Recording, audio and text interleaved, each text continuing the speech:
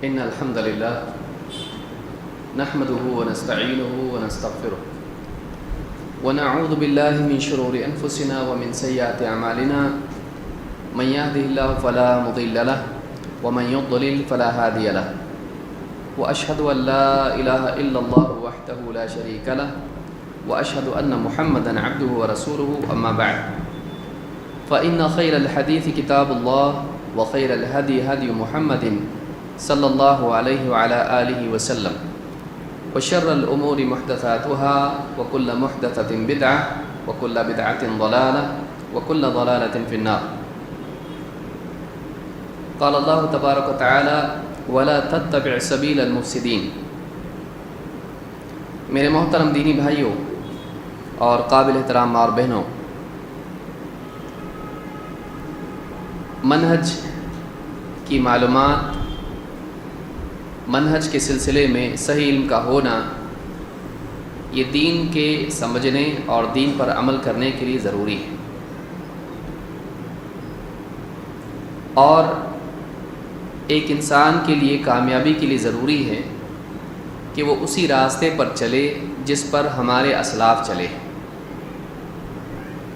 وہ کوئی ایسا راستہ اختیار نہ کریں، وہ کسی ایسے راستے پر نہ چلے جو بعد میں لوگوں نے اپنے طور پر بنا لیا ہے، جس پر نبی اکرم صلی اللہ علیہ وسلم، صحابہ اور ان کے بعد آنے والے اسلاف نہ چلیں. وہ کون سی چیزیں ہیں جو سلف کے منہج کے خلاف ہیں، جو سلف کا منہج نہیں ہے؟ ان چیزوں کو جاننا ضروری ہے تاکہ آدمی ان گڑھوں سے بچے جو ہلاکت کی طرف لے جاتے ہیں، جو خود ہلاکت ہے. انہی میں سے ایک چیز جو آج کے درس میں ہم دیکھیں گے وہ پچھلے درس کا ایک اعتبار سے تتمہ ہے. پچھلے درس میں ہم نے دیکھا کہ بدعات کے معاملے کو ہلکا سمجھنا یہ سلف کا منہج نہیں ہے. بہت سے لوگ بدعات کے معاملے میں اتنے حساس نہیں ہوتے ہیں، وہ صرف شرک کو برا سمجھتے ہیں، کفر کو برا سمجھتے ہیں، لیکن بدعات کا جب معاملہ آتا ہے تو اس کو ہلکا سمجھتے ہیں. بعض اوقات خود ہی اس میں واقع ہو جاتے ہیں، رشتہ داری کی وجہ سے، اولاد کی محبت میں، یا کبھی بیوی کی وجہ سے، گھر والوں کی وجہ سے، کبھی سماج میں جینے کی اہمیت ان کو معلوم ہوتی ہے کہ سماج میں جینا ہے، ہم کو لوگوں کے ساتھ رہنا ہے، تو سماج کے دباؤ کی وجہ سے بھی وہ بدعات میں واقع ہوتے ہیں. اگر منع کیا جائے تو سمجھتے ہیں کہ اتنی کوئی بڑی بات نہیں ہے.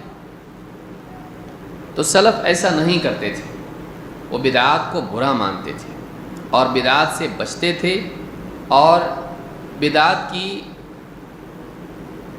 ترویج یا بدعات کے پھیلنے کو روکنے کی کوشش کرتے تھے. کوئی آدمی اگر بدعات میں دکھائی دے تو فوراً اس کو ٹوکتے تھے. یہ نہیں کہ بدعات ہی تو ہے، شرک نہیں ہے، کفر نہیں ہے، وہ ایسا نہیں کرتے تھے. آج اس سے آگے بڑھ کر ہم اہل بدعات کے بارے میں سلف کا موقف دیکھیں گے. اس سلسلے میں شیخ محمد بن عمر بازمول حفظہ اللہ کہتے ہیں لیس من منہج السلف تعظیم المبتدعہ وتفخیمہم. اہل بدعات کی تعظیم کرنا اور ان کو اونچا کر کے پیش کرنا یہ سلف کا منہج نہیں ہے. یعنی جو لوگ بدعتی ہیں ان کی تعریف کرنا، ان کو بڑا بنا کے پیش کرنا، ایسے طور پر ان کا تعارف کرنا، ایسے طور پر ان کے بارے میں بات کرنا کہ لوگوں کے دلوں میں ان کی تعظیم پیدا ہو اور لوگ ان کی طرف مائل ہوں، سلف کا یہ منہج نہیں ہے. بدعات حقیر ہے، بدعات بری چیز ہے. لہذا جو انسان بدعات کا داعی ہو، بدعات کے لیے لڑتا ہو، بدعات کا اہتمام کرتا ہو، اس بدعات کے سبب وہ بھی مسلمانوں کی محبت اور ان کے احترام سے محروم ہوتا ہے. لہذا کہتے ہیں کہ اہل بدعات کی تعظیم کرنا اور ان کو اونچا کر کے پیش کرنا، اونچا اور بڑا بنا کے پیش کرنا، یہ سلف کا منہج نہیں ہے۔ آئیے اس تعلق سے ہم سلف کے اقوال دیکھتے ہیں۔ شعبہ رحمہ اللہ کہتے ہیں کان سفیان الثوری یبغض اہل الاہواء، سفیان الثوری رحمہ اللہ اہل بدعات سے دشمنی اور نفرت رکھتے تھے۔ وَيَنْهَى عَنْ مُجَالَسَتِهِمْ أَشَدَّ النَّهِي، اور بدعاتیوں کی صحبت سے، ان کی مجلسوں میں شریک ہونے سے بہت سختی سے منع کرتے تھے۔ اس کو ابو الفضل المقری نے اپنی کتاب احادیث فی ذم الکلام و اہلہ میں ذکر کیا ہے۔ سفیان الثوری رحمۃ اللہ علیہ اہل بدعات کو بالکل پسند نہیں کرتے تھے، اور ان کی مجلسوں میں شریک ہونے سے لوگوں کو سختی سے منع کرتے تھے۔ اہل بدعات سے دور رہنا اور ان کی مجلسوں سے دور رہنا ہلاکت سے دور رہنا ہے۔ اہل بدعات کا قرب، ان کی مجلسوں سے قرب، یہ ہلاکت سے قریب ہونا ہے۔ تو یہ سلف کا طریقہ ہم کو ملتا ہے۔ اسی طرح سے امام البیہقی کہتے ہیں وَكَانَ الشَّافِعِيُّ رضی اللہ عنہ شدیداً علی اہل الالحاد و اہل البدع، امام الشافعی رحمۃ اللہ علیہ اہل الحاد اور اہل بدعات پر بہت سخت تھے، ان کے معاملے میں بہت سخت تھے۔ کن کے؟ اہل الحاد، وہ جو صحیح دین سے منحرف ہو جائیں یا مرتد ہو جائیں، اور اہل بدعات جو نبی اکرم صلی اللہ علیہ وسلم کے اسوہ اور آپ کی سنت کو چھوڑ کے بدعات میں واقع ہیں۔ کہتے ہیں کہ ان پر بڑے سخت تھے، مجاہراً ببغضہم وہجرتہم، اور ان لوگوں کے بغض اور ان کو ترک کرنے کو علانیہ ذکر کرتے تھے، یعنی صاف بتاتے تھے میرا ان کا کوئی تعلق نہیں ہے اور دور رہو ان سے۔ تو یہ کون کرتا تھا؟ امام الشافعی رحمۃ اللہ علیہ۔ تو اہل بدعات سے دوری اور لوگوں کو ان سے متنبہ کرنا، ان سے خبردار کرنا، یہ اہل حق کا طریقہ ہے۔ آپ اپنی اولاد، اپنے بھائی، اپنے دوست احباب، اگر وہ جا رہا ہے اور سامنے گڑھا ہے، کوئی گھر میں جا رہا ہے اور گھر کے اندر سانپ ہے، آپ کبھی اس کو جانے نہیں دیں گے۔ آپ اس کو متنبہ کریں گے، خبردار کریں گے، وہاں گڑھا ہے، یہاں سانپ ہے، تم کو ڈس لے گا، تم کو نقصان پہنچے گا، تم ہلاک ہو جاؤ گے۔ سانپ کے ڈسنے سے اور گڑھے میں گر کے زخمی ہونے سے زیادہ مضر، نقصان والی چیز یہ ہے کہ ایک آدمی بدعتی مجلس میں جائے اور ان کے اعتقادات اور ان کی بدعات میں ملوث ہو۔ لہذا سلف اسے سختی سے روکتے تھے۔ امام البیہقی نے امام شافعی کا یہ قول مناقب الشافعی میں ذکر کیا ہے۔ اسی طرح سے فضیل ابن عیاض کہتے ہیں من عظم صاحب بدعۃ فقد اعان علی ہدم الاسلام۔ شرح السنہ میں امام البربہاری نے اس کو ذکر کیا ہے، کہتے من عظم صاحب بدعۃ فقد اعان علی ہدم الاسلام، جس نے بدعتی کی تعظیم کی، جس نے بدعتی کی تعظیم کی، اس نے اسلام کے ڈھانے میں مدد کی۔ آدمی کو لگ سکتا ہے کہ کیا بڑا مسئلہ ہے، کسی بدعتی کی تعظیم کرنے میں کیا نقصان ہے؟ ایک انسان گمراہ ہے اور لوگوں کے درمیان وہ گمراہی کو پھیلا رہا ہے،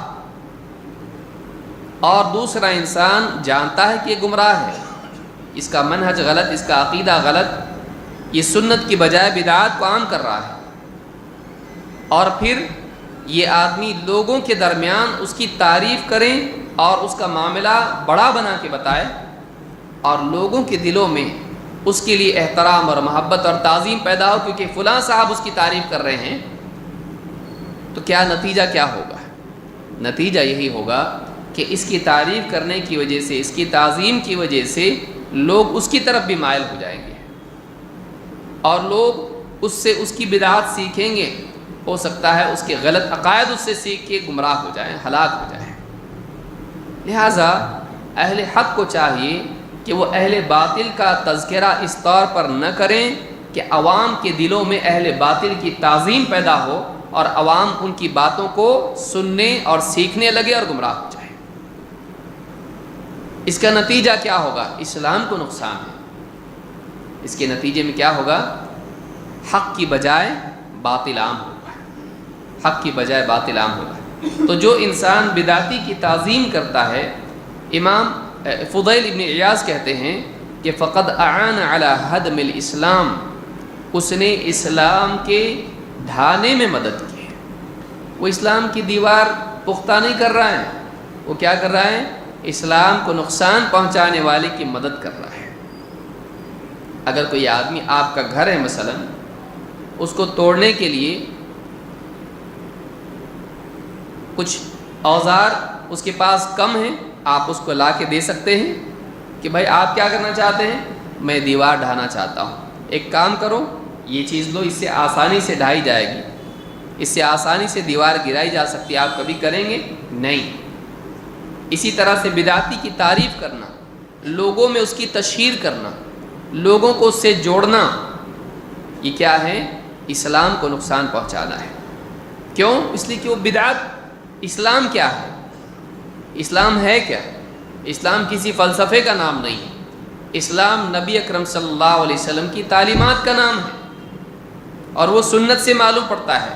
اسلام معلوم کیسے پڑے گا کیا ہے؟ سنت اسلام ہے۔ قل هذه سبیلی ادعو الی اللہ علی بصیرۃ انا ومن اتبعنی، اے نبی آپ کہیے یہ میرا راستہ ہے، میں لوگوں کو اللہ کی طرف دعوت دیتا ہوں بصیرت کے ساتھ، میں بھی اور میری پیروی کرنے والے بھی۔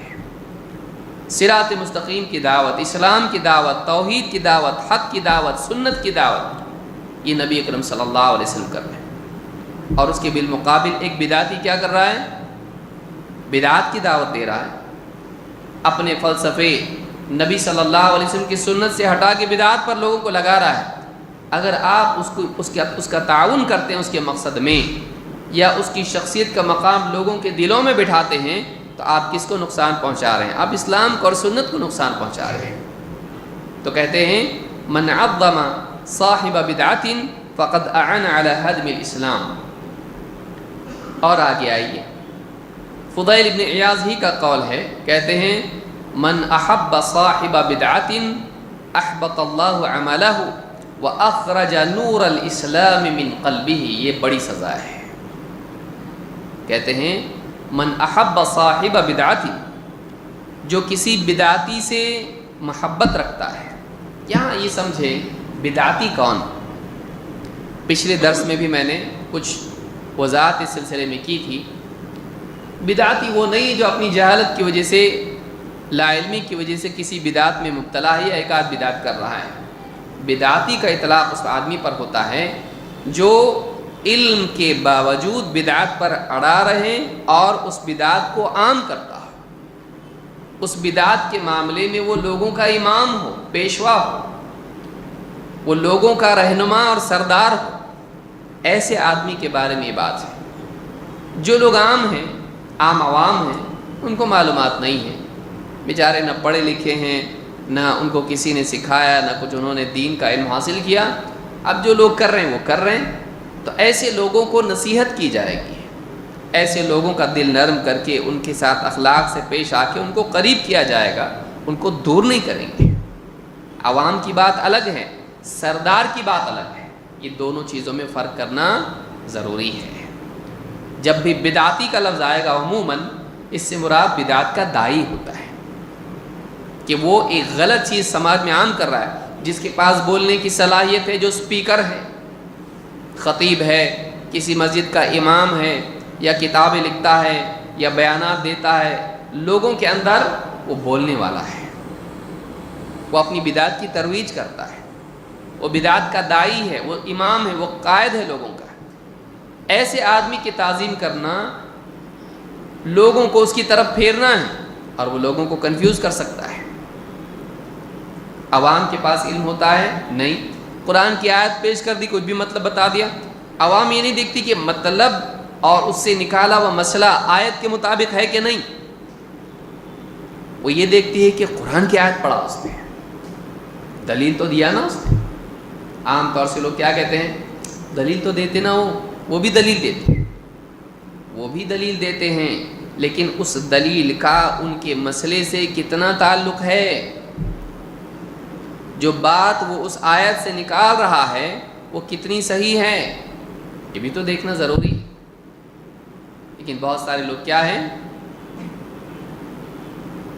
کوئی آیت پڑھ دیں، کوئی حدیث پڑھ لیں، فوراً معتقد ہو جاتے ہیں، اس کے فوراً اس کے سننے والے ہوتے ہیں کہ یہ آدمی کیا کرتا ہے، قرآن کی آیتیں پڑھتا ہے، حدیث پڑھتا ہے، لیکن اس آیت سے اس نے گمراہی اخذ کی، اس حدیث سے اس نے غلط مسئلہ نکالا، یہ وہ سمجھنے کی صلاحیت ان میں نہیں ہوتی ہے۔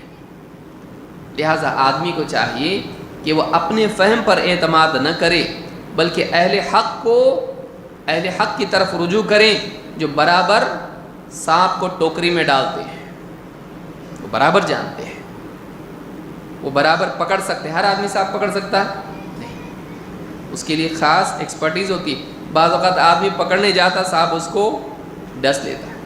نہیں میں جاتا ان کی مجلس میں، دیکھتا کیا غلط بولتے ہیں۔ بھولا بھالا دین کا دائی یہ ابھی تیار ہوا نہیں، تیار کرنے کے لیے شوقین ہے۔ بعض لوگ ہوتے ہیں نا، آپ ان سے کہیں کہ ارے وہ گمراہ ہیں، مت جاؤ وہاں پہ، مت بیٹھ اس کے ساتھ میں، مت بیٹھ اس کی مجلس میں، مت سن اس کا بیان، مت پڑھ اس کی کتاب۔ میں غلطیاں ڈھونڈ رہا اس میں، میں وہاں جاؤں گا اور میں دیکھتا ہوں کیا غلط بولتا ہے، میں اس کے یوٹیوب چینل سے سنتا ہوں، میں اسٹڈی کر رہا، تھوڑا ریسرچ کر رہا ہوں میں، کیا ہوتا اس کا نتیجہ۔ ہاں، جو آدمی اونٹ کی دم پکڑ کے کنویں میں سے گھسیٹنے کی کوشش کرے، ارے اونٹ جا رہا کنویں میں، میں پکڑ کے کھینچ رہا اس کو، کیا ہوتا، اونٹ اس کو لے کے کنویں میں جاتا ہے۔ اوقات ایسا ہوتا، اکثر اوقات ایسا ہوتا ہے کہ کوئی دوست ہے، وہ کہتا ہے ایک کام کر، ہم لوگ غلط ہیں نا، چل ہمارے ساتھ، ہمارے پیر صاحب سے بات کر، اگر غلط رہیں گے میں بھی چھوڑ دوں گا۔ پیر ایسے ہی رہتا کیا، وہ ایسے ہی پیر بنا؟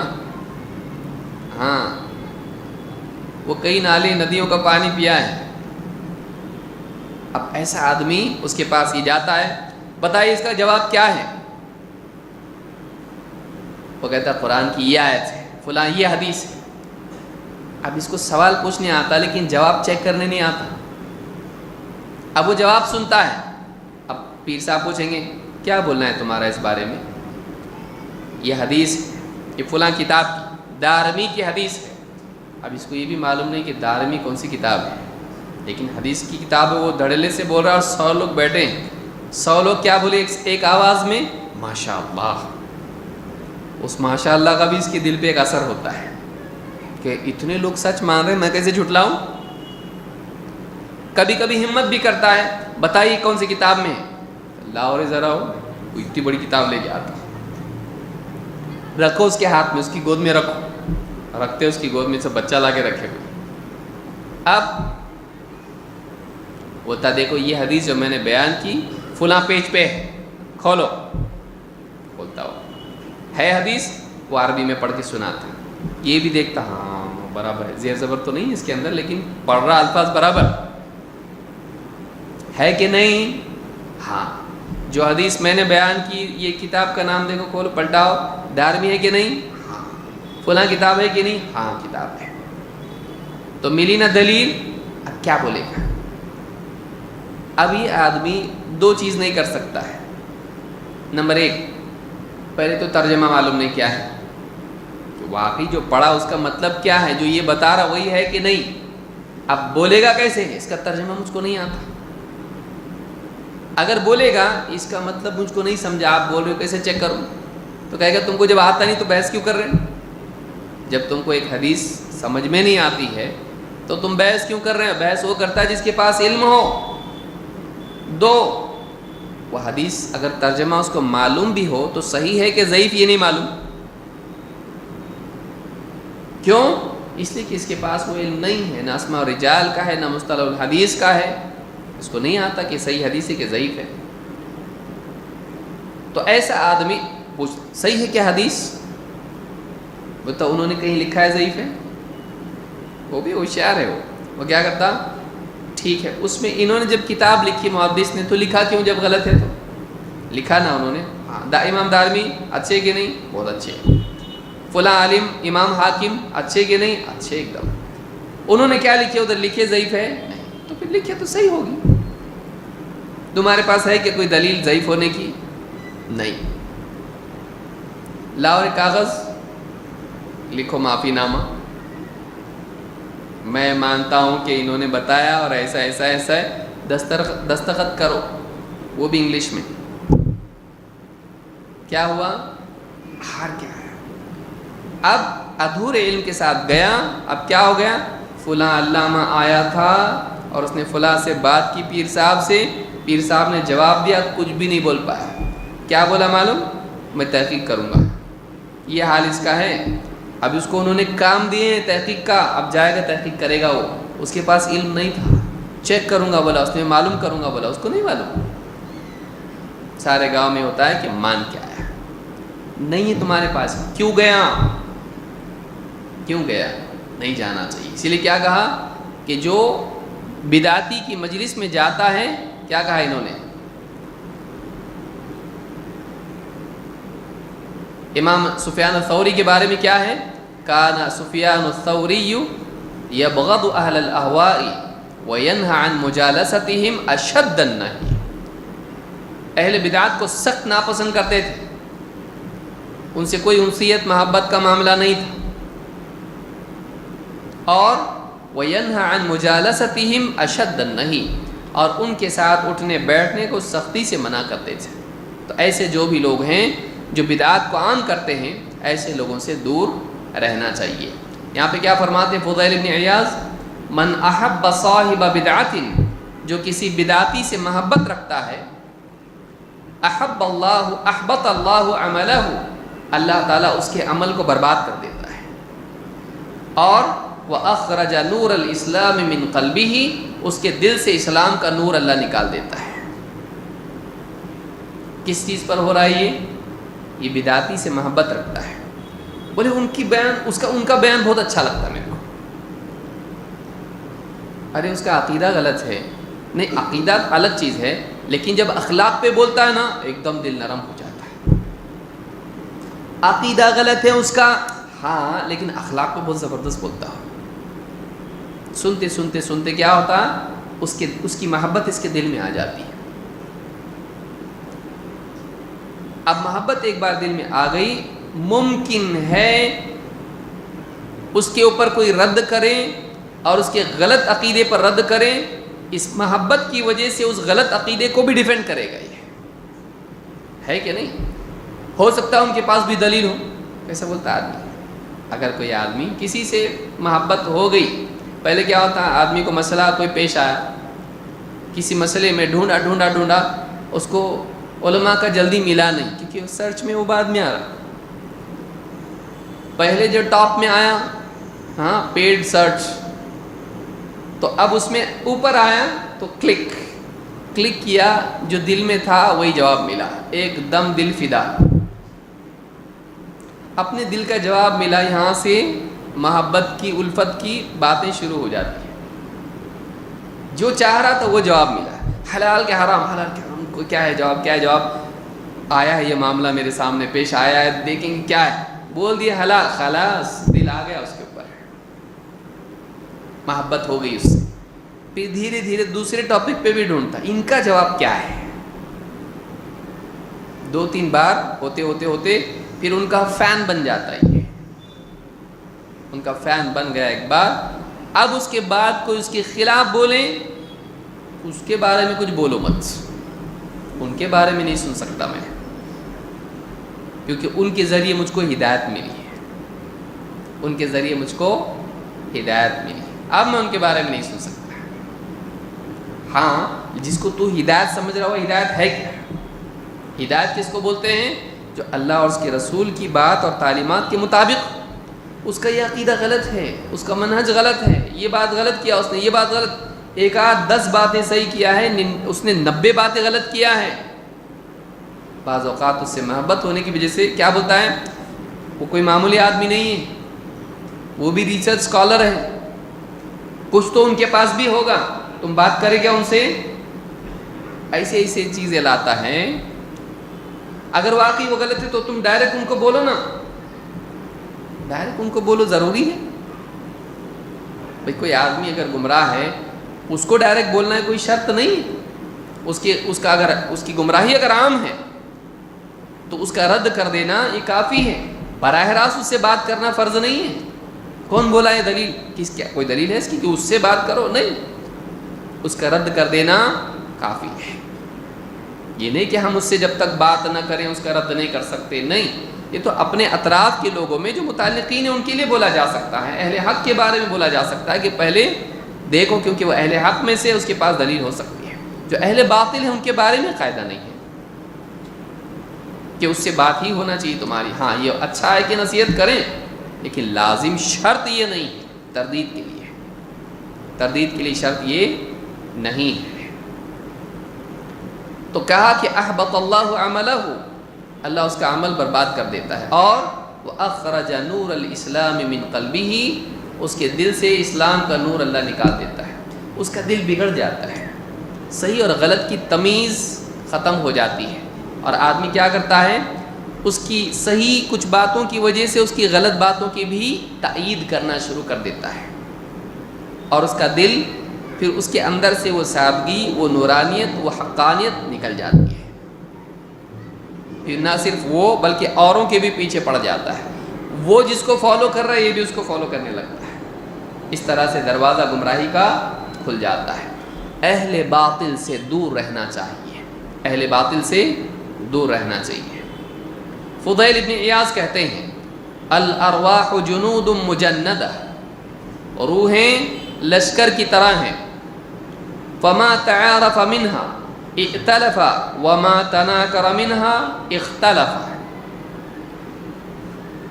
عالم ارواح میں روحیں تھیں جن میں آپس میں الفت ہو گئی, ایک دوسرے کو جنہوں نے پہچانا محبت ان میں ہو گئی, جڑ گئے, دوست بن گئے.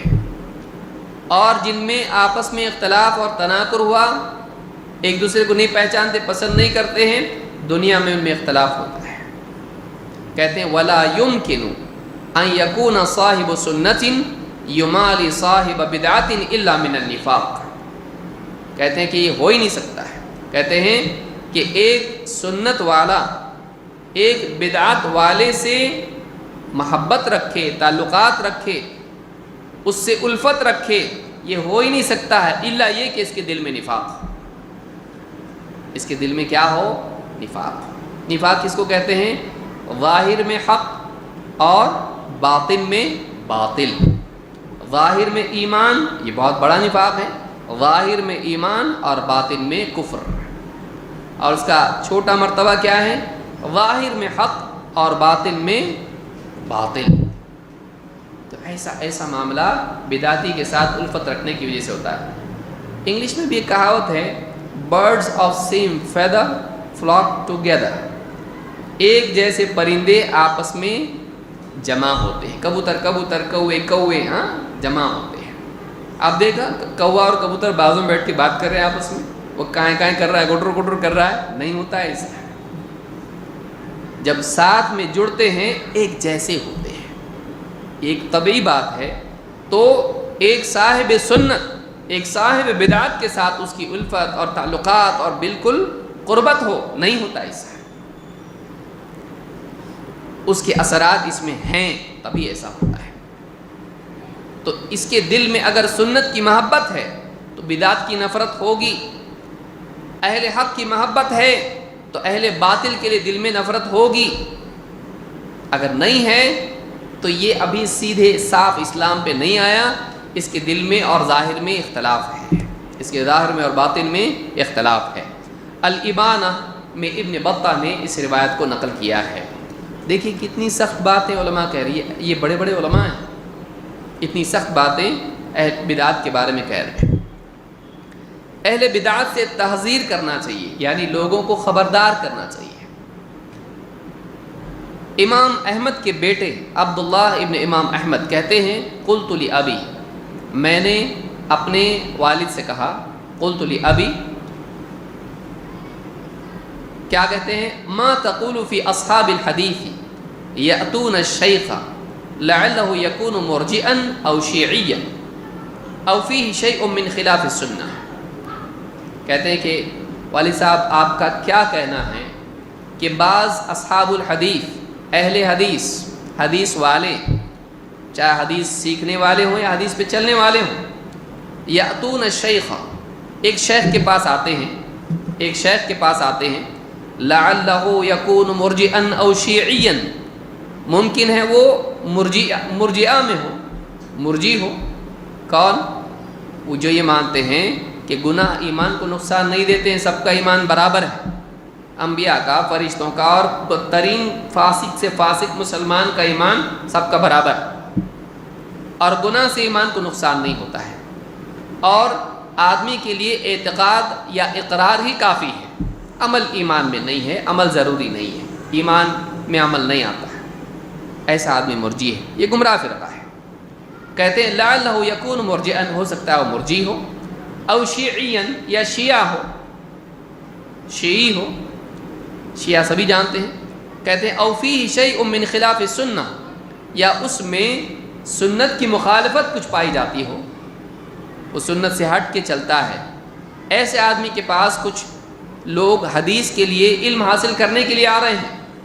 کہتے ہیں ایم بغی ان اسکت فلا احذر عنہ ام احذر عنہ. امام احمد سے ان کے بیٹے نے پوچھا کہ کیا کرنا چاہیے، کیا مناسب ہے، میں خاموش رہوں، اس کے بارے میں لوگوں کو خبردار نہ کروں، یا لوگوں کو خبردار کروں کہ یہ آدمی بدعتی ہے، اس سے علم حاصل مت کرو، یا چپ ہو جاؤں، جس کو جو کرنا ہے کریں، مجھ کو کیا کرنا ہے، میرا کوئی لینا دینا نہیں، میں خاموش رہوں یا بتاؤں. قال ان کان، غور کریں امام احمد کا جواب دیکھیں کیا ہے. کہتے ان کان یدعو الی بدعۃ وهو امام فیہا ویدعو الیہا قال نعم تحذر عنہ. کہا کہ اگر وہ آدمی اپنی بدعت کی دعوت دیتا ہے، وہ بدعت کی طرف دعوت دیتا ہے، اس بدعت میں وہ امام ہے، لوگوں کا سردار ہے، اور اس کی طرف لوگوں کو بلاتا ہے، تو اس سے لوگوں کو خبردار کیا جائے گا، اس سے لوگوں کو خبردار کیا جائے گا. کون آدمی؟ جو بدعت کا امام ہو اور لوگوں کو بدعت کی دعوت دیتا ہو. ایک آدمی بدعت میں مبتلا ہے، اکیلا بیچارہ اپنی عبادت کرتا ہے، کسی سے لینا دینا کچھ بھی نہیں اس کا، خام خواہ آپ ساری دنیا میں اس کے بارے میں پرچار کر رہے ہیں کہ دور رہو اس سے. وہ نہ کسی سے زیادہ کچھ بولتا ہے، نہ کچھ سکھاتا ہے، نہ کچھ کرتا ہے. ایسے آدمی سے تعذیر کی بجائے ایسے آدمی کو تبلیغ اور تعلیم اور اس کی اصلاح کرنا چاہیے. لیکن وہ آدمی جو لوگوں میں گرو بن کے بیٹھا ہوا ہے، جو لوگوں کو غلط چیزیں سکھاتا ہے، بدعات سکھاتا ہے، اور اس کا ایک اپنا مقام ہے، ایسے آدمی کے بارے میں سکوت اختیار نہیں کرنا چاہیے. جو انٹرنیٹ پہ شیخ بنا ہوا ہے، جو انٹرنیٹ پہ لوگوں کا رہنما بنا ہوا ہے، اور لوگ اس سے رجوع کر رہے ہیں جبکہ وہ اہل حق میں سے نہیں ہے، اور آپ خاموش ہیں، آپ بتا رہے نہیں اس کو، بلکہ آپ کو کسی نے اس کا کلپ بھیجا، اچھا لگا آپ کو تو آپ نے اپنے رشتہ داروں کو بھی بھیجا ہے. باقی بات غلط ہے، لیکن یہ بہت بھاری بات ہے. یہ بات کیسی ہے؟ اپنے مولوی نے بھی اتنا زبردست نہیں بولا ہے اس ٹاپک کے اوپر، تو وہ لے کے آدمی کیا کرتا ہے، آگے بھیج دیتا ہے. اتنا بھولا نہیں بننا چاہیے. وہ کیا کرتا ہے، پوچھتا ہے اس کو کون ہے یہ، فلاں ابن فلاں ابن فلاں، بس نام ملا کام شروع. اب وہ کیا کرتا ہے، وہ جا کے یہ تو اس کی طرف سے آئے، وہ رکنے والا تھوڑی ہے. اب وہ کیا کرتا، ڈھونڈتا اس کو. ویسے بھی انٹرنیٹ تو بہت سستا ہو گیا ہے، ہاں، تو اب گمراہی بھی سستی ہوگی اس کے ساتھ میں. اب وہ کیا کرتا ہے، سرچ کرتا ہے پوری اس کی جو جتنے ویڈیو آئے، اب وہ کیا کرتا ہے، والنٹریلی خود ڈھونڈتا اس کو. اب وہ اس کا محتاج نہیں ہے، لیکن اس کی طرف رہنمائی اس نے کی. ساری گمراہی کا وبال اس پر ہے. اس نے سوچا ایک کلپ ہی تو ہے، لیکن اس کلپ کی وجہ سے کیا ہو گیا، وہ ہاں وہ گمراہی کے گڑھے میں جا گرا. کسی بدعت، اب وہ اس نے بھیجا تو کچھ تو ہوگا،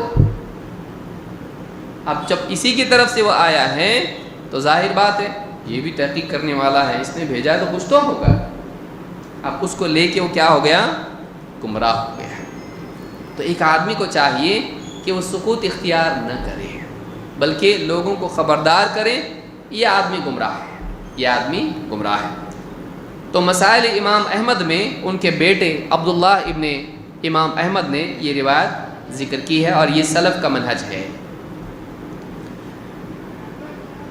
کس بدعتی سے ہجر کرنا چاہیے؟ آپ نے دیکھا حجر کس سے کیا جائے گا؟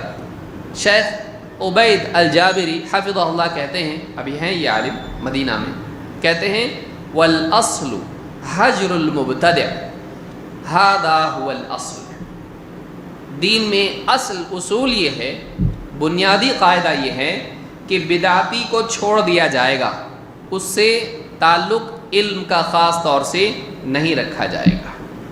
بدعتی سے کیا کرنا چاہیے؟ آدمی کو دور رہنا چاہیے۔ حجرہ و زجرہ، اس کو چھوڑنا اور اس کو رد کرنا یہ ضروری ہے۔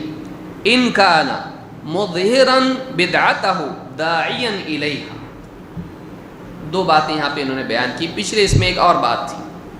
نمبر ایک یہاں پہ کیا کہا؟ مظہرا بدعتہ، جو کھلم کھلا بدعت کرتا ہے، ایک۔ دو، اس بدعت کی دوسروں کو دعوت دیتا ہے۔ ظاہر بات ہے کہ جب دعوت دے رہا ہے تو لوگ اس کے پھندے میں جال میں آ سکتے ہیں، تو لوگوں کو خبردار کرنا ضروری ہے کہ یہ آدمی صحیح بات نہیں بتا رہا ہے، یہ گمراہ کر رہا ہے، لوگوں کو بتانا ضروری ہے۔ تو یہ بہت ضروری ہے کہ اہل بدعت کی طرف لوگوں کو جانے سے روکا جائے، یہ خیر خواہی ہے۔ حدیث میں کیا ہے؟ الدین النصیحہ، دین خیر خواہی کا نام ہے، بھلا چاہنے کا نام ہے۔ ایک آدمی گمراہی کی طرف جا رہا اور آپ خاموش ہیں، اگر آپ کے سامنے ایک آدمی نابینا انسان ہے، اندھا آدمی ہے، وہ چلتے جا رہا ہے اور آپ بیٹھے ہوئے ہیں اور وہ کھائی میں گر سکتا ہے، آپ کیا کریں گے؟ آپ آواز دیں گے نا اس کو؟ آپ آواز دیں گے؟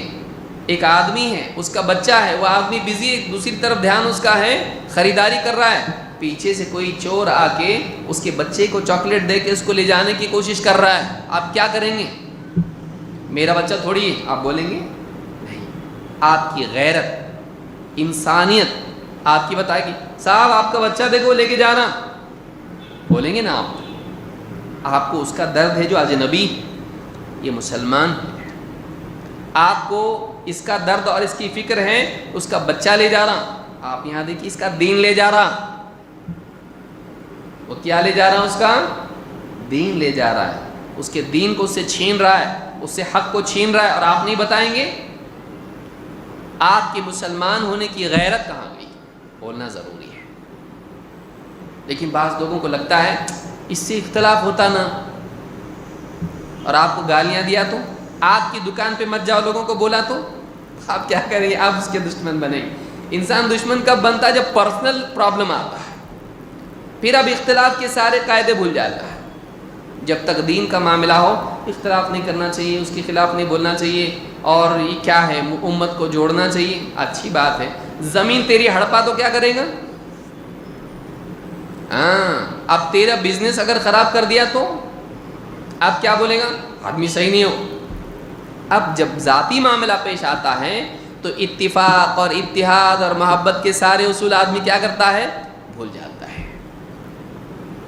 تو آپ کی غیرت ذاتی ہے، وہ دینی ہونا چاہیے۔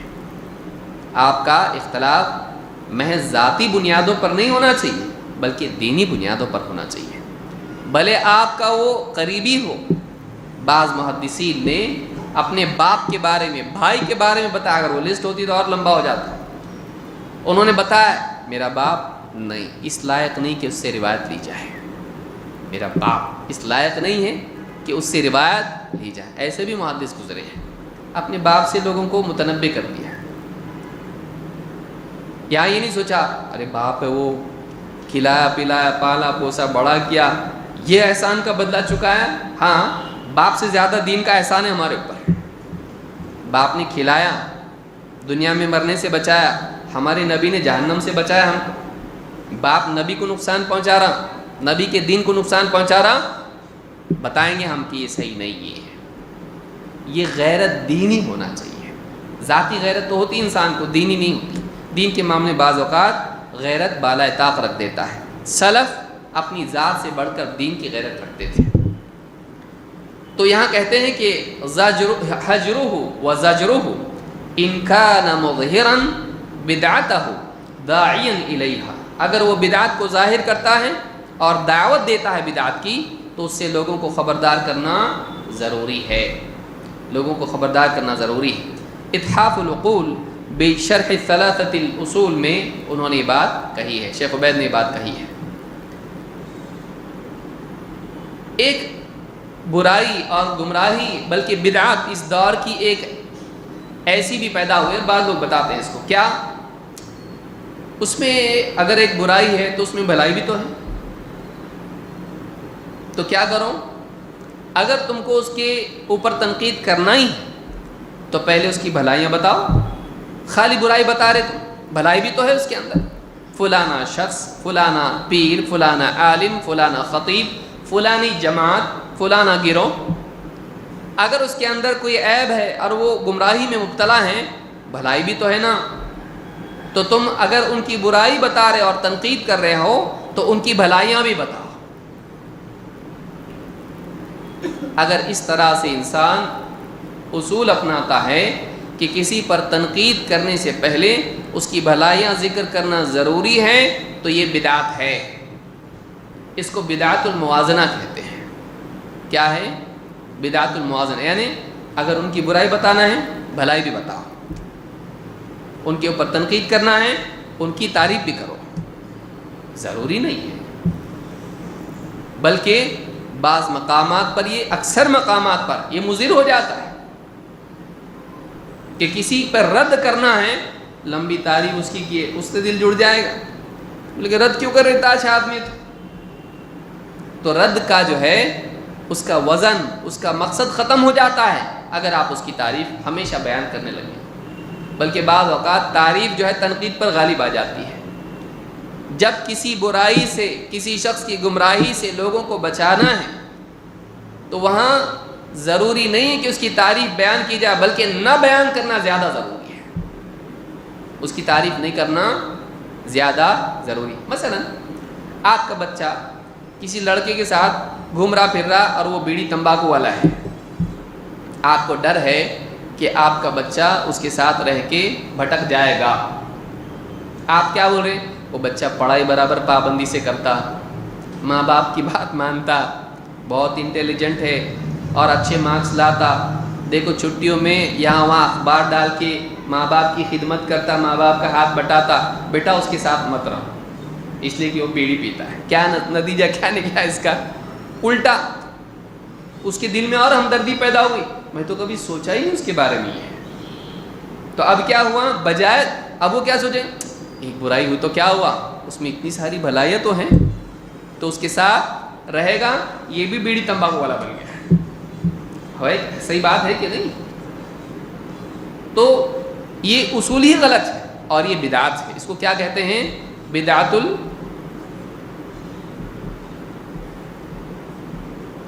بدعت الموازنہ، کہ کوئی آدمی ضروری سمجھے کہ کسی پر تنقید کرنے کے لیے اس کی تعریف کرنا بھی ضروری ہے، اور اس کو یہ انصاف مانتے ہیں۔ یہ کیا ہے؟ انصاف۔ یہ انصاف نہیں ہے، یہ حق کے ساتھ نا انصافی، یہ بھولے بھالے لوگوں کے ساتھ نا انصافی۔ انصاف یہاں یہ تھا، عدل و انصاف یہ تھا کہ اس کو بچایا جائے اور بتایا جائے کہ ٹوٹل غلط ہے، کہ اگر اس میں کچھ بھلائیاں ہیں، انجام کیا ہے؟ انجام نقصان ہے۔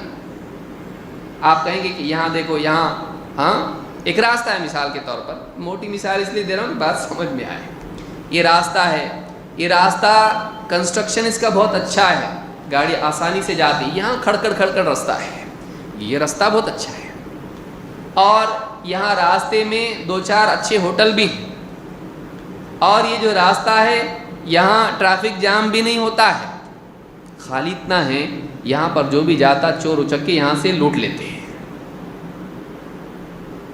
تو آپ کیا کریں گے؟ فضائل بتائیں گے رستے کے. آپ کیا بولیں گے؟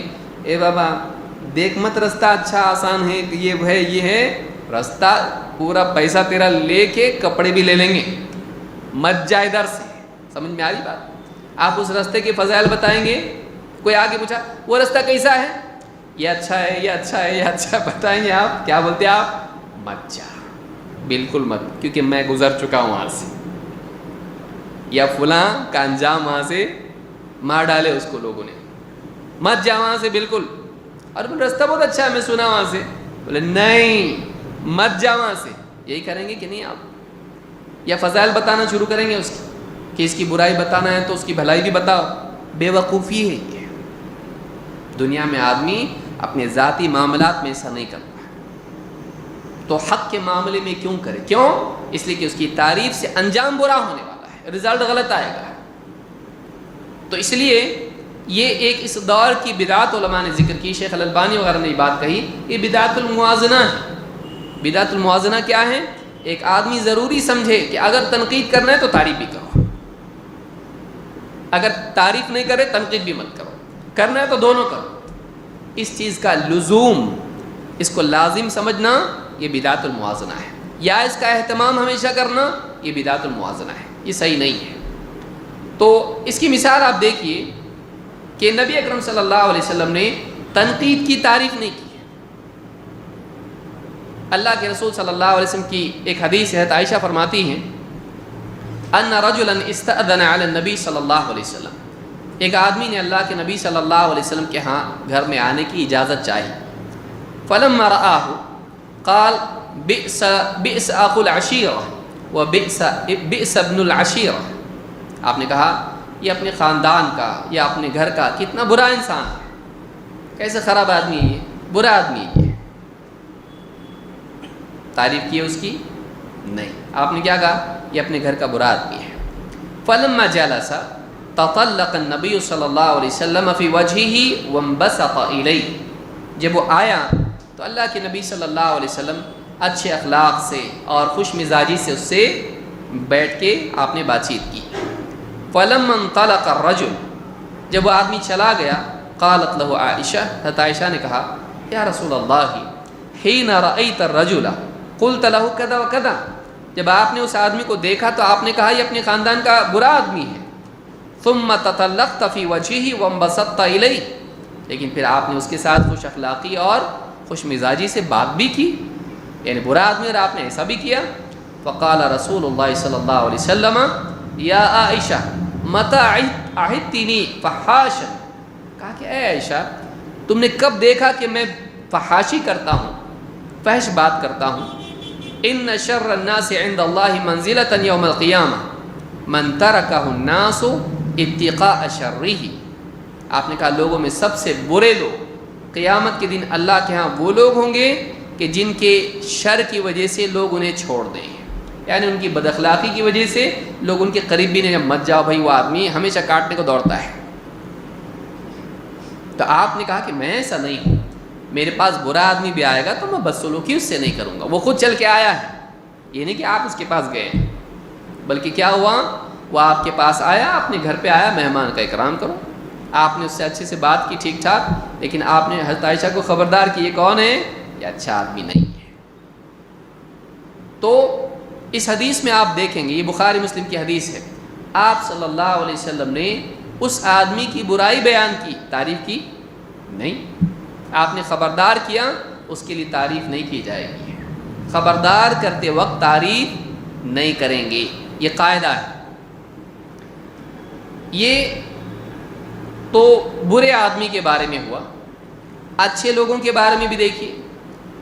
حضرت فاطمہ بنت قیس رضی اللہ تعالیٰ عنہ کی نکاح کا معاملہ جب آیا، شوہر نے طلاق دیا، عدت پوری ہوئی اور نبی صلی اللہ علیہ وسلم کے پاس گئیں، اور دو رشتے ان کو آئے تھے، ایک حضرت معاویہ کا اور دوسرے ابو جہم کا. یہ دو صحابی ہیں. اللہ کے نبی صلی اللہ علیہ وسلم سے انہوں نے جب مشورہ کیا تو آپ نے کیا کہا؟ آپ نے کہا اما معاویۃ فرجل ترب لا مال له واما ابو جہم فرجل ضراب للنساء. آپ نے کہا کہ جہاں تک کہ معاویہ کا معاملہ ہے، یہ آدمی مفلس ہے، اس کے پاس مال نہیں ہے، اس کے پاس مال نہیں ہے، غریب آدمی ہے، اور جہاں تک کہ ابو جہم کا معاملہ ہے، یہ عورتوں کی پٹائی کرتا ہے، بیوی کی پٹائی کرنے والا ہے۔ ایک روایت میں کہ وہ اپنا ڈنڈا اپنے کندھے سے نیچے نہیں اتارتا ہے، یعنی ہمیشہ ڈنڈا تیار ہے کہ پٹائی کرتا ہے بیوی کی۔ ولیکن اسامہ بن زید، لیکن میرا مشورہ ہے کہ تم کس سے نکاح کرو؟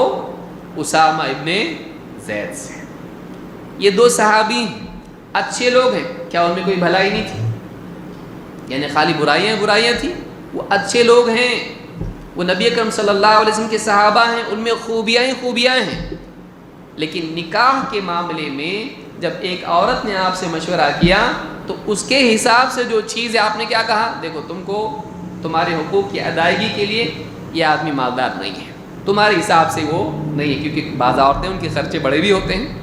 آپ نے کیا کہا؟ یہ اس کے پاس مال نہیں ہے، غریب آدمی ہے، تمہارے حساب سے یہ ٹھیک نہیں۔ دوسرا کون؟ ابو جہم، یہ بہت پٹائی کرتا بیویوں کی، تو یہ بھی تمہارے لیے مناسب نہیں۔ کیا حضرت معاویہ اور ابو جہم رضی اللہ تعالیٰ عنہما ان دونوں میں خوبیاں نہیں تھیں؟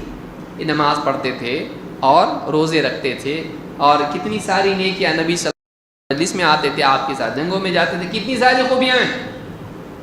کیا یہ ضروری تھا؟ نہیں، یہ اس میں یہ بھلائی ہے، ایک برائی اس میں یا ایک بات تمہارے لیے مناسب نہیں ہے، ایسا کیا آپ صلی اللہ علیہ وسلم نے؟ نہیں۔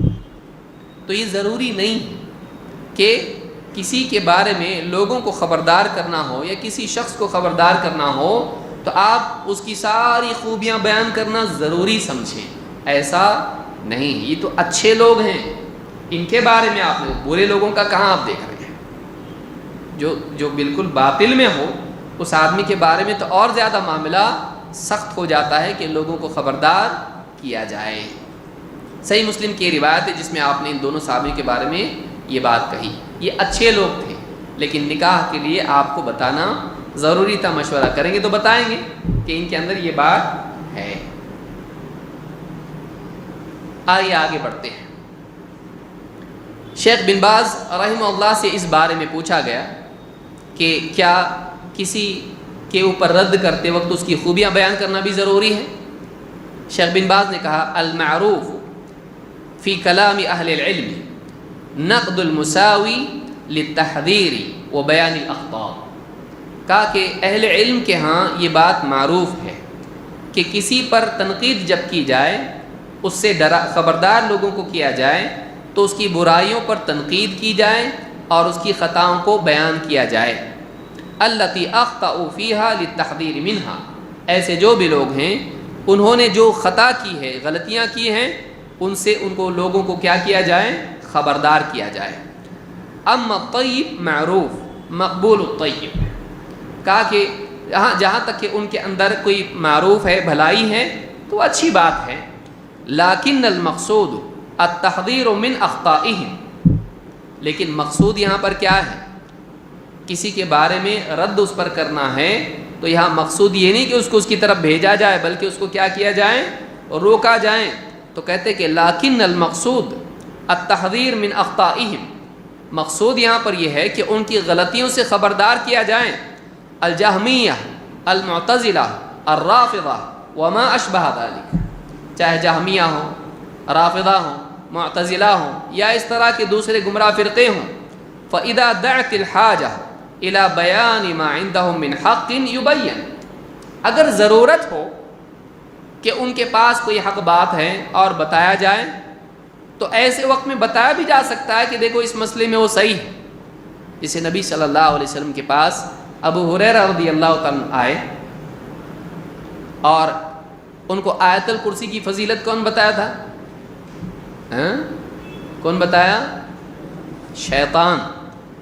تو شیطان نے بتایا رات میں اگر آیت الکرسی پڑھ کے سوئیں گے نا، اللہ کی طرف سے ایک محافظ ہوتا ہے اور رات بھر شیطان قریب آتا نہیں۔ صحیح کہ غلط ہے؟ یہ صحیح ہے۔ اللہ کے نبی صلی اللہ علیہ وسلم کے پاس جب آیا اور کہا کہ ایسا ایسا بولا اس نے، تو آپ نے کیا فرمایا؟ صدقک، اس نے صحیح بولا، وَهُوَ كَذُوب، لیکن وہ جھوٹا ہے۔ تو اس جملے پر غور کریں، آپ نے فرمایا صدقک وَهُوَ كَذُوب، آپ نے دو باتیں کہیں، آپ نے کہا صدقک یعنی اس کی سچ بات کو آپ نے سچ کہا، اس کی صحیح بات صحیح ہے، تو آپ نے اس کی صحیح بات کی تصدیق کی، لیکن اس کے بارے میں کیا کہا؟ وہ کیسا ہے؟ وہ جھوٹا ہے، ایک نمبر کا جھوٹا ہے۔ یہ بات تو سچ بولا لیکن باقی باتیں وہ جھوٹا ہے۔ تو شخص کے بارے میں آپ نے بتایا جھوٹا ہے، اس بات کے بارے میں آپ نے بتایا بات سچی ہے۔ اس کی بات کی تصدیق کی جائے گی لیکن ذات کی ترویج نہیں کی جائے گی۔ میری بات کو یاد رکھیں، اس کی کوئی بات ہے سامنے آ گئی، اس کی تصدیق کر دی، ہاں بھائی سچ ہے، فلاں صاحب نے فتویٰ دیا بدعتی ہے مثلا، اب بول رہا ہے یہ کپڑے جو ہے پاجامہ اس طرح سے موڑتے نہیں ہیں، اب آپ کے پاس کوئی آیا بولا فلانا عالم ہمارے قریب کی مسجد میں ایسا ایسا بول رہا تھا، باطل ہے وہ آدمی، نہیں آپ بتائیں گے کپڑے موڑنا نماز میں کیا ہے؟ غلط ہے۔ اب کوئی آ کے پوچھا وہ صحیح بول رہا کیا؟ آپ بولے صحیح بول رہا، یہ نہیں کہ وہ بدعتی ہے تو اس کی ساری باتیں غلط، اگر سنت کے مطابق اگر اس نے بولا ہے، اگر ضرورت ہے تو کہیں کہ ہاں ٹھیک ہے اس نے یہ بات صحیح بولی ہے، لیکن اس کے بارے میں حکم کیا لگے گا؟ ہاں بہت اچھا ہے جاتے جاؤ، دیکھو ایک صحیح بات بولا، اب اس کے بعد ساری باتیں اس سے سیکھو، آپ کر سکتے ایسا نہیں۔ تو آپ نے کیا کیا؟ صدقک وہو کذوب، آپ نے اس کی بات کی تصدیق کی لیکن اس کی ذات کی تقویت یا تقویم جس کو کہتے ہیں آپ نے نہیں کیا، اس کو اچھا بنا کے پیش کیا آپ نے نہیں، سچ بات کیا لیکن وہ ہے جھوٹا۔ شخصیت کا تعاون نہیں کیا جائے گا، اس کی حق بات کا تعاون کیا جائے گا، شخصیت غلط ہے۔ تو اہل باطل کی ترویج نہیں کی جائے گی، کہا کہ فَإِذَا دَعَتِ الْحَاجَةُ، وہ بھی کیا ضرورت ہو تو، اگر ضرورت ہو تو فَإِذَا دَعَتِ الْحَاجَةُ إِلَى بَيَانِ مَا عِنْدَهُ مِنْ حَقٍّ يُبَيِّنْ، اگر ضرورت ہو کہ ان کے پاس کوئی حق ہے اور اس کو بیان کیا جائے تو ٹھیک ہے بیان کیا جائے، لیکن وَإِذَا جیسے کہتے ہیں وَإِذَا سَأَلَ سَائِلٌ، وَإِذَا سَأَلَ السَّائِلُ اگر پوچھنے والا پوچھے مَا عِنْدَهُ مِنَ الْحَقِّ، ان کے پاس کیا حق ہے، جیسے مثلا کوئی آدمی پوچھے کہ جہمیہ یا معتزلہ یا خوارج مثلا یا شیعہ ہیں مثلا، وہ اہل بیت کی بہت تعریف کرتے ہیں، صحیح ہے؟ ہاں اہل بیت کا مقام ہے، اہل بیت کا مقام ہے، یا خوارج کے بارے میں یا فلاں کے بارے میں اگر کوئی صحیح بات ان کی ہے، کوئی پوچھتا ہے ما عندهم من الحق، ان کے پاس کچھ حق ہے بھی کہ نہیں کہ سب غلط ہے، تو کہتے ہیں ماذا وافقوا فیہ اہل السنہ، اہل بدعت اہل سنت کے کچھ مسائل میں مطابق بھی ہیں یا سارا ہی غلط ہیں، کہتے والمسئول یعلم ذلک یبین، اگر جس سے پوچھا جا رہا ہے ان کی کوئی حق بات جانتا ہے تو بتا دے، بیان کر دے، لیکن المقصود الاعظم والمہم بیان ما عندهم من الباطل، لیکن بڑا مقصد یہاں پر کیا ہے؟ ان کی صحیح کو صحیح بولنا نہیں بلکہ ان کو غلط بتانا ہے تاکہ لوگ ان سے دور رہیں۔ تو کہتے ہیں والمہم بیان ما عندهم من الباطل، ان کے پاس جو باطل ہے اس کو واضح کرنا اصل مقصد ہے، لیحذرہ السائل ولئلا یمیل الیہ، تاکہ پوچھنے والا ان سے متنبہ خبردار ہو جائیں اور ان سے ڈرے اور بچے اور ان کی طرف مائل نہ ہو، ان کی طرف مائل نہ ہو۔ تو دیکھیے یہاں کہہ رہے ہیں کہ اگر کوئی پوچھتا ہے کہ فلاں فلاں فرقہ، فلاں فلاں جماعت، فلاں فلاں لوگ، ان میں کچھ بھلائی ہے کہ نہیں ہے، کہ ہاں فلاں چیز ان کی صحیح ہے لیکن وہ غلط ہے۔ اگر واقعی ضرورت ہے، مثلا کوئی آدمی ایسی جگہ بیان دے رہا ہے جہاں ان لوگوں کا ہی غلبہ ہے، اب صرف رد کرے گا، اب پوچھ رہے ہیں کہ بتائیے ان کے بارے میں کیا کہنا ہے، اس نے بتایا ٹھیک ہے ان میں یہ بھلائی تو ہے لیکن یہ باتیں غلط ہے، مصلحت اس نے دیکھی، حکمت اس نے سمجھی، وہاں پر اس نے بتایا گنجائش ہے اگر مجبوری ضرورت ہو تو، نہیں اصل یہ ہے کہ لوگوں کو ان پر رد کر کے خبردار کیا جائے، اصل یہ ہے کہ ان کو رد کیا جائے اور لوگوں کو ان کے بارے میں خبردار کیا جائے۔ شیخ صالح الفوزان نے، شیخ بن باز نے یہ بات ذکر کی ہے، منہج اہل السنہ والجماعہ فی نقد الرجال والکتب والطوائف میں یہ بات موجود ہے۔ شیخ الالبانی اس بارے میں کیا کہتے ہیں؟ شیخ الالبانی کہتے ہیں، اب اس میں فرق شیخ البانی نے ایک لکیر درمیان میں کھینچی ہے کہ کیا اہل بدعت کی خوبی بیان کی جا سکتی ہے یا نہیں۔ تو اس میں شیخ الالبانی نے فرق کیا ہے تحذیر اور ترجمہ، ان دو باتوں کے اعتبار سے۔ کہتے ہیں انا اقول، میں کہتا ہوں، النقد اما ان یکون فی ترجمتی الشخص المنتقد ترجمۃ تاریخیہ۔ کہتے ہیں دیکھو میرا کہنا یہ ہے کہ جس پر تنقید کی جا رہی ہے، چاہے وہ شخص ہو یا جماعت ہو، اگر اس پر تنقید کی جا رہی ہے اور اس کا ترجمہ بیان کیا جا رہا ہے، اس کی بایوگرافی بیان کی جا رہی ہے، اس کی زندگی میں اس نے کیا کیا کیا، پیدا ہوا، یہاں رہا، یہ کام کیا، فلاں جگہ پڑھایا، فلاں کتاب لکھا، فلاں جو ہے دین کی خدمت اس نے کی، اور یہ ایسا ایسا کیا، اور یہاں غلطیاں کی، یہاں غلطیاں کی، یہاں غلطیاں کی، اس کی پوری بایوگرافی اگر بیان کر رہے ہیں، اور اگر وہ ترجمہ تاریخی ترجمہ ہے، ہسٹوریکلی اس کی پوری زندگی کی کرونالوجی بیان کر رہے ہیں، پورا اس کے بارے میں بتا رہے ہیں کسی کتاب میں، تو کہتے فَهُنَا لَا بُدَّ مِن ذِكْرِ مَا يَحْسُنُ وَمَا يَقْبَحُ۔ تو کہتے کہ یہاں اس کی زندگی میں اس کی اچھائیاں اور برائیاں دونوں بیان کی جائیں گی۔ کہاں؟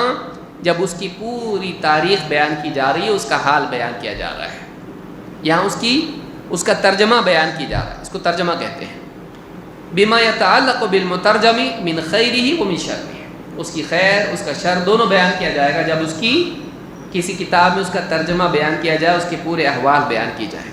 یہاں بھی اور فرق ہے، کہتے ہیں اما اذا كان المقصود بترجمۃ الرجل هو تحذير المسلمین وبخاصة عامتهم، کہتے ہیں لیکن مقصود اگر اس کے بارے میں لکھنے کا یا بتانے کا یہ ہے کہ یہ گمراہ ہے اور مسلمانوں کو اس سے خبردار کرنا، خاص طور سے عام لوگوں کو خبردار کرنا مقصود ہے، اور اس کے بارے میں جو لکھ رہا ہے وہ اس سے خبردار کرنے کے لیے لکھ رہا ہے، نہ کہ اس کی پوری زندگی کے جو بھی کام اس نے کیے اس کے بارے میں بتانے کے لیے علماء کو۔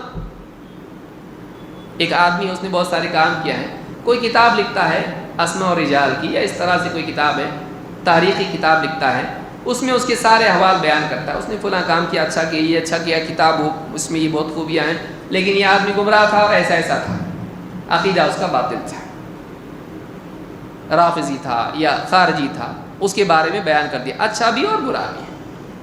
یہ کون پڑھتا ہے؟ یہ عام طور سے علماء پڑھتے ہیں، اس کے بارے میں پوری شخصیت کا احاطہ اس کے ہوتا ہے، اس کے جو بھی کام ہے اس کے بارے میں معلومات ہوتی ہے ہسٹوریکلی۔ لیکن اگر کوئی کتاب آدمی لکھ رہا ہے اور کسی کے بارے میں بتا رہا ہے، وہ عوام تک جانے والی ہے، تو کہتے ہیں یہاں معاملہ الگ ہے۔ کہتے ہیں یہاں پر کیا ہے؟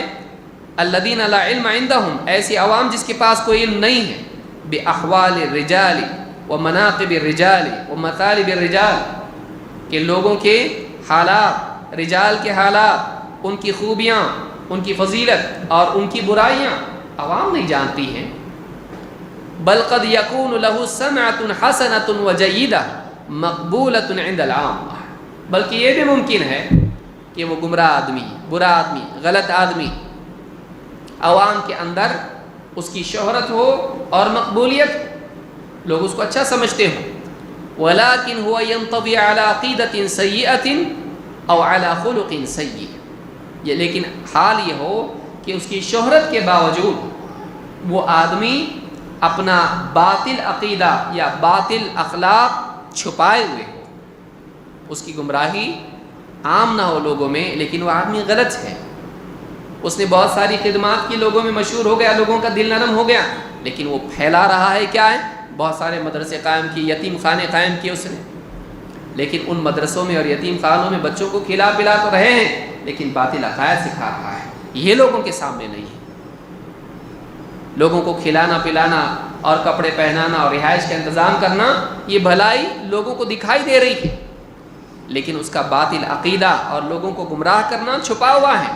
تو کہتے ہیں ہؤلاء العامہ لا يعرفون شيئا من ذلك عن هذا الرجل، عام لوگ اس آدمی کے بارے میں یہ بات نہیں جان رہے ہیں، تو کہتے ہیں حین ذالک لا تأتی هذه البدعة التي سميت اليوم بالموازنہ، تو کہتے ہیں کہ اس ایسے حالات میں یہ جو بدعتی جس بدعات میں مبتلا لوگ ہیں، جس کو بدعت موازنہ کہتے ہیں، اس راستے پر نہیں چلا جائے گا، ایسا نہیں کیا جائے گا، اس کی خوبیاں بیان کر کے پھر تنقید کرو۔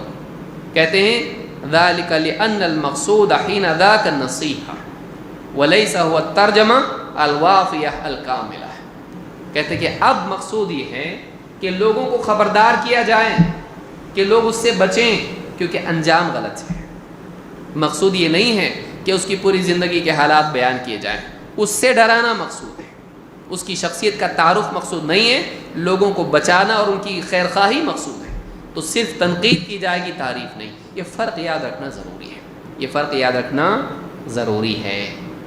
تو یہ شیخ الالبانی نے یعنی اپنے خطاب میں من حامل رایت الجرح والتعدیل فی العصر الحاضر، اس خطاب میں انہوں نے یہ بات کہی ہے۔ لیکن کبھی ایسا ہوتا ہے کہ کسی علاقے میں صاحب بدعت طاقتور ہوتا ہے، اگر اس کے خلاف یہ بولتا ہے تو اس کی دعوت اور اس کی شخصیت مٹا دی جائے گی۔ یہاں سے سفر کر کے گیا کسی علاقے میں، اب یہ اجنبی ہے، اس کی نہ کوئی طاقت نہ کنبہ قبیلہ ہے، اور وہاں فلاں پیر کا پورا غلبہ ہے، لوگ اس کو صرف مانتے نہیں ہیں، اس کو پوجتے ہیں، اس کی بات پر جان دیتے اور لیتے ہیں۔ اب ایسا آدمی گیا وہاں پہ اور حق کا جھنڈا لے کے کھڑا ہوا، کوئی طاقت اس کے پاس نہیں ہے، اور تنقید شروع کر دی واٹس ایپ پہ یا بیان میں یا فلاں جگہ، یا اس کے خطبے میں کھڑے ہو کے کہا آپ غلط بول رہے ہیں، کیا ہوگا؟ اس کی پٹائی ہوگی، اور ہو سکتا ہے اس کو قتل بھی کر دیا جائے۔ بعض علاقوں میں افریقہ کے سیدھا گھر کو نہیں، قبر میں، افغانستان وغیرہ میں بعض علاقوں میں شدت کی وجہ سے لوگوں نے بہت ظلم بھی کیے لوگوں پہ جنہوں نے حق بیان کیا، جہالت کی وجہ سے۔ تو ایسا بھی ہو سکتا ہے، تو کیا کیا جائے؟ شیخ عبید الجابری حفظہ اللہ کہتے ہیں وَنَقَلَ شیخ الاسلام ابن تیمیہ وغیرہ ہذا، شیخ الاسلام ابن تیمیہ رحمہ اللہ اور دوسرے علماء نے بات نقل کی ہے، کیا؟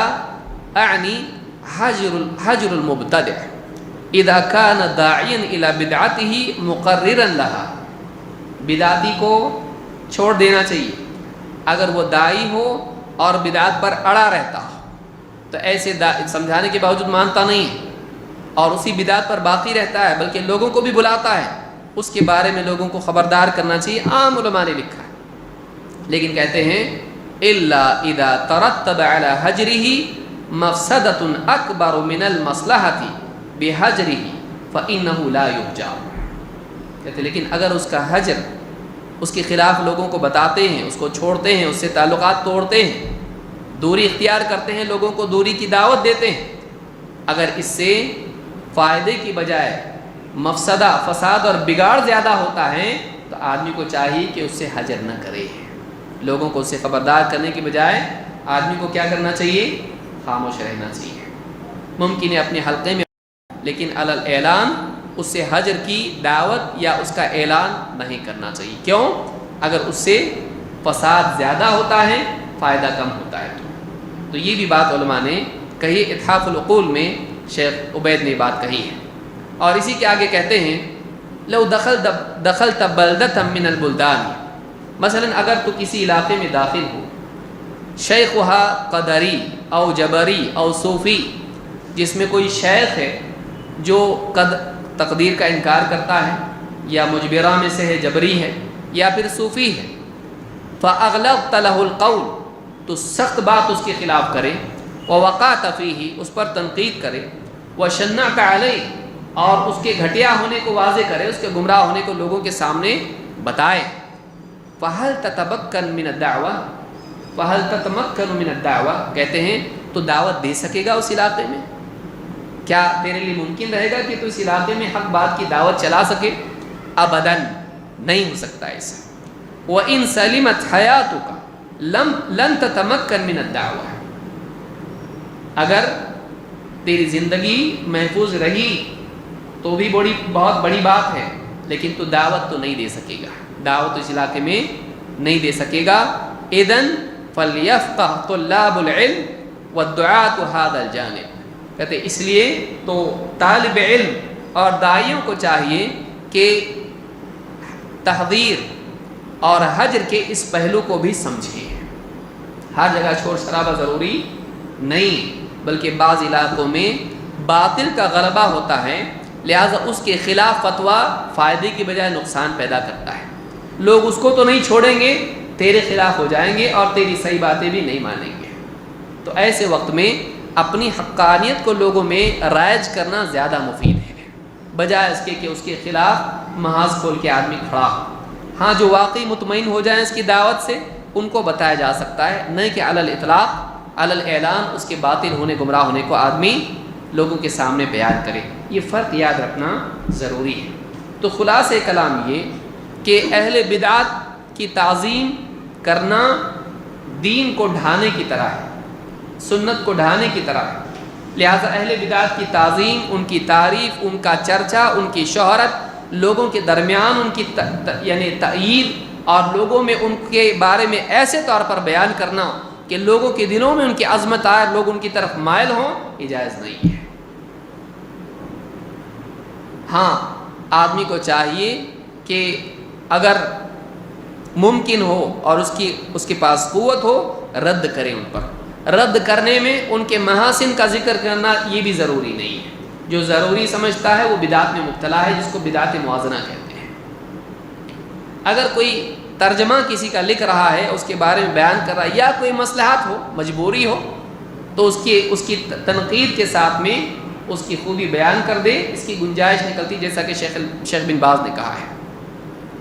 اگر اس کی حق بات ہے، اس کی ہاں یہ فلاں بات اس کی صحیح ہے لیکن یہ بات غلط ہے، لیکن ایسے طور پر نہیں کہ اس کی شخصیت کی ترویج ہو، نہیں ہونا چاہیے۔ تو یہ بات، اور اگر ڈر ہو اس کو تو خاموش رہے، یہ زیادہ بہتر ہے، تاکہ حق کی دعوت کو ختم نہ کیا جائے، اس کی دعوت چلے، وہ اپنی بات بیان کرتا رہے اور انتظار کرے ایسے حالات کا کہ جس کے اندر اس کے پاس قوت ہو اور وہ قوت کے ساتھ رد کر سکے اس کا، تب تک کہ جنگ نہ چھیڑے۔ تو یہ ساری باتیں جو جاننا ضروری ہے، یہ سلف کا منہج ہے، اس کا اہتمام کرنا عقل مندی ہے اور حکمت کا تقاضا ہے۔ اقول ھذا واستغفر اللہ لی ولکم۔